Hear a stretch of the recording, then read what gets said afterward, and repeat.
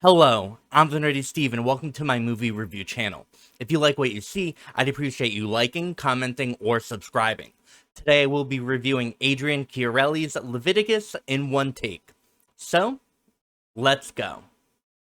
In a conservative rural town, Naaman Ryan's clandestine nature gets discovered, forcing them to undergo a healing ritual. Now they are cursed by an entity that guises itself as the one they covet the most. How will they survive, and can they escape it?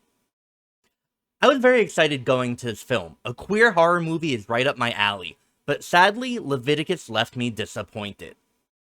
What this film does well is define its atmosphere. There is an overwhelming sense of despair and desperation. We start out with our two main characters entering an abandoned factory. It's dusty and cluttered and dirty. This is one place where they can safely show their affection towards one another. Alone, together, away from everyone else. It's sad. This is a world that is intensely homophobic.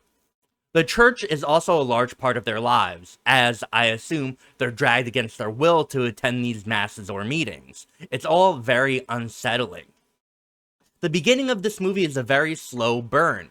Not a lot happens. It's all build-up that I really enjoyed, but I wish we got more. Naaman Ryan's relationship, despite getting a decent amount of screen time, is extraordinarily underdeveloped. We don't get really any conversation between them that deepens their relationship or lets us understand why they are together. It kind of feels like the only thing they have in common with each other is that they're gay.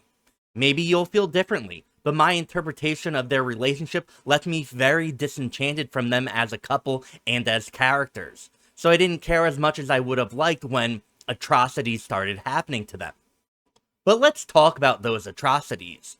The entity here is very reminiscent of the one from It Follows. It has this creepy, lurking familiarity to it.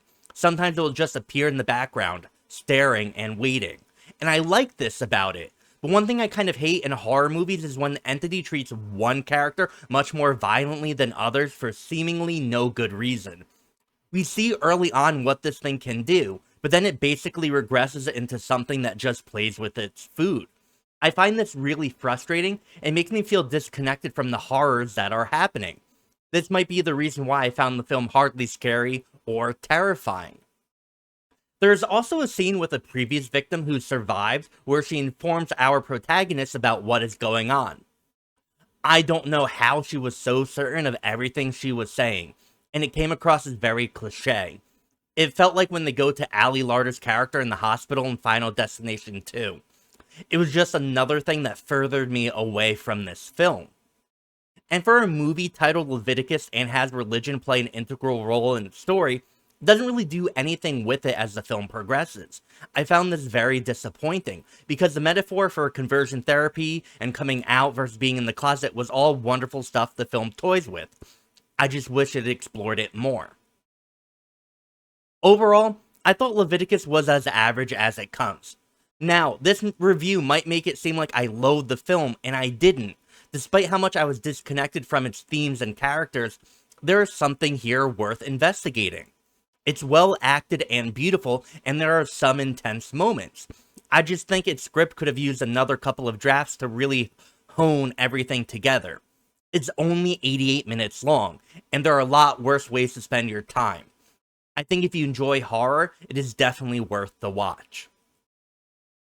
I'm TheNerdySteve, and thank you so much for watching. And as always, like and subscribe and comment below to tell me how right or wrong you think I am. Have a wonderful morning, evening, or afternoon, wherever you are. Bye.